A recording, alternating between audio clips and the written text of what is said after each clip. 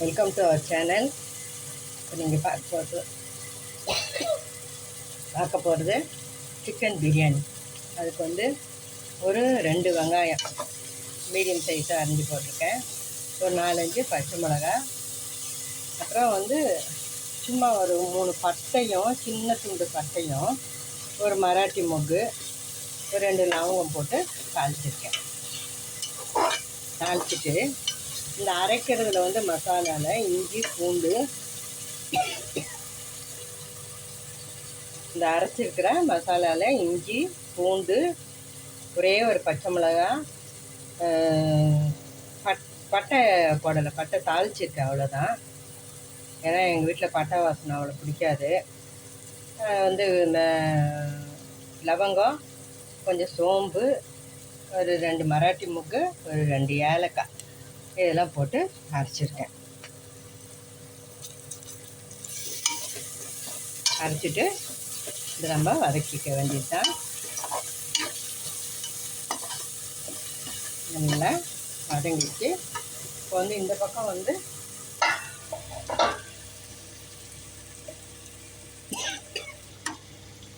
சிக்கனை வந்து சும்மா ஒரு அரை வேக்காடு போட்டு கொதிக்க வச்சுருக்கேன், சீக்கிரம் ஆகணுன்ட்டுன்னு. இதில் வந்து மஞ்சத்தூள், 1 டீஸ்பூன் மிளகாத்தூள், கொஞ்சோண்டு உப்பு போட்டு நான் வேக வச்சுருக்கேன். ஒரு அரை வேக்காடு வெந்திருக்கு. இப்போ நம்ம அதை போட்டு ஒரு தட்டை கொடுங்க, முட்டை எடுத்து வச்சுக்கலாம். என்ன சொல்கிறது,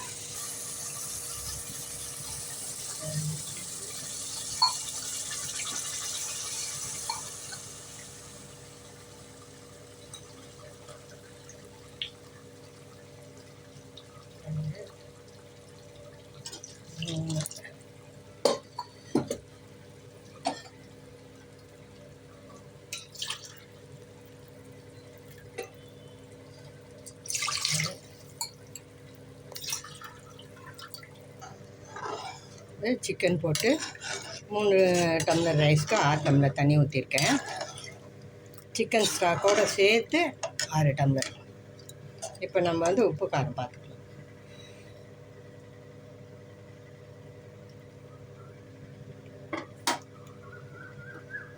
இப்போ வந்து நம்ம தக்காளி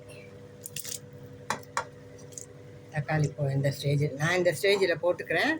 உங்களுக்கு வதக்கணும்னு ஆசைப்பட்டால் வதக்கிக்கோங்க. இப்படி போட்டால் கொஞ்சம் நல்லா அழகாக இருக்கும்.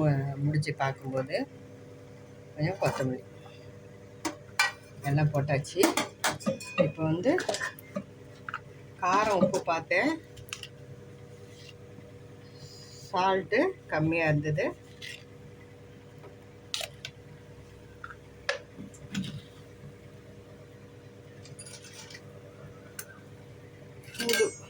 பூலை வந்து நான் கொஞ்சமாக போட்டு தான் சிக்கன் வேக வச்சுருந்தேன். இது ஒரு ஸ்பூன். இந்த காரம் உப்பு இதெல்லாம் வந்து நீங்கள் எவ்வளோ செய்கிறீங்களோ அதுக்கேற்ற மாதிரி டேஸ்ட் பார்த்து போட்டுக்கோங்க. இப்போ நான் எல்லாம் போட்டாச்சு, தக்காளி போட்டாச்சு, எல்லாம் போட்டாச்சு. இப்போ திரும்பவும் ஒரு தடவை மஞ்சத்தூள் வந்து நான் அதிலே போட்டு வேக வச்சுட்டேன். அதனால் நான் பிரியாணியில் மஞ்சத்தூள் போடலை. இந்த நம்ம வேக வச்சிடுறதுனால என்ன ஒரு பெனிஃபிட்னால் கொஞ்சம் சீக்கிரம் ஆகும்.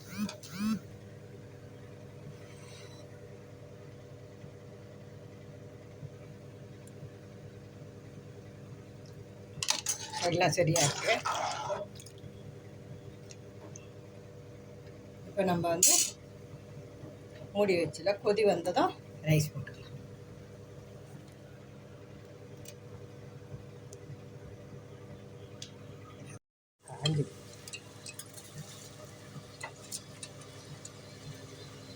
தண்ணி நல்லா கொதி வந்துச்சு.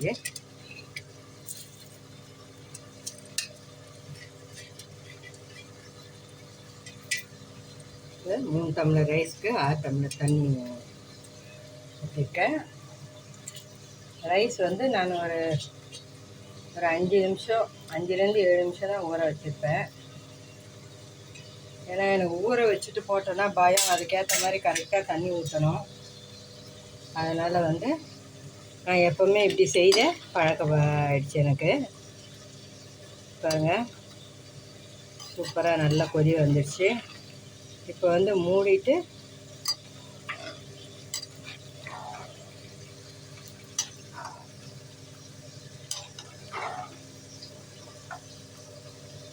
இப்போவும் ஒரு தடவை நம்ம ரைஸ் போட்ட பிறகு ஒரு தடவை டேஸ்ட் பார்த்து தான்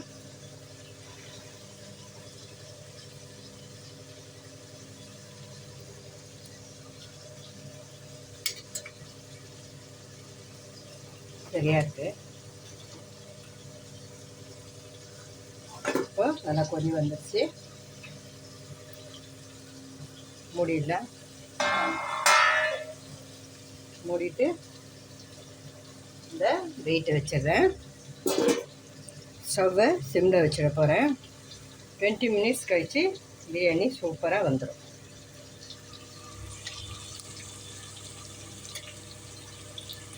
இது வந்து வறுக்கிறதுக்கு பசங்க அதை கேட்பாங்கன்ட்டு நான் அவங்களுக்காக இஞ்சி பூண்டு பட்டை லவங்கெல்லாம் போட்டுட்டு கொஞ்சம் பெப்பராக்கா தூள் வேணாம்,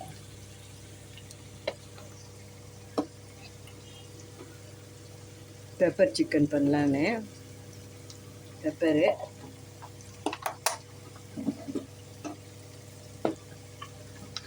கொஞ்சம் வந்து சால்ட்.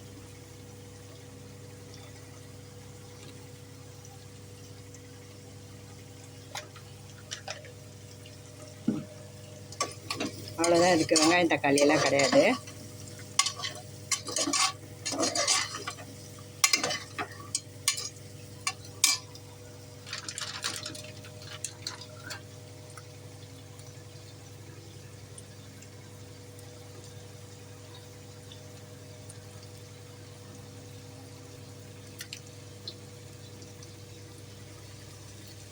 ஒரு வரமிளகா ஒரு 4.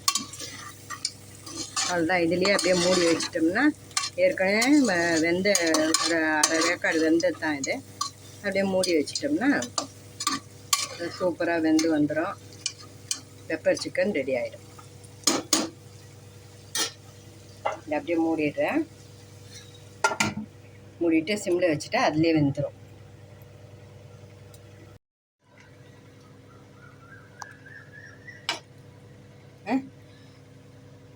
சூப்பராக வந்துடுச்சு பிரியாணி. பாருங்கள், கரெக்டாக இன்னும் ஒரு 5 நிமிஷம் நம்ம வந்து அப்படியே வச்சோம்னா நல்லா பளபளன்னு வந்துடும். இப்போவே அப்படி தான் இருக்குது பாருங்கள், சூப்பராக இருக்குது, அருமையாக இருக்குது. பிரியாணி, சிக்கன் பிரியாணி சூப்பராக ரெடி ஆகிடுச்சு. நீங்களும் இதே மாதிரி அளவோடு செய்து பாருங்கள். நான் வந்து ரைஸை வந்து ரொம்ப ஊற வைக்க மாட்டேன், ஊற வச்சுட்டா அது குழஞ்சிடுமோ அப்படின்னு சொல்லிட்டு. இப்போ வந்து இந்த ஸ்டேஜில் வந்து திருப்பி நம்ம மூடி ஒரு 5 மினிட்ஸு அப்படியே விட்டுட்டோம்னா நல்ல பொலன்னு வந்துடும். சூப்பரான பிரியாணி ரெடி ஆகிடுச்சு. இந்த பக்கம் பெப்பர் சிக்கனும் ரெடி ஆகிடுச்சு.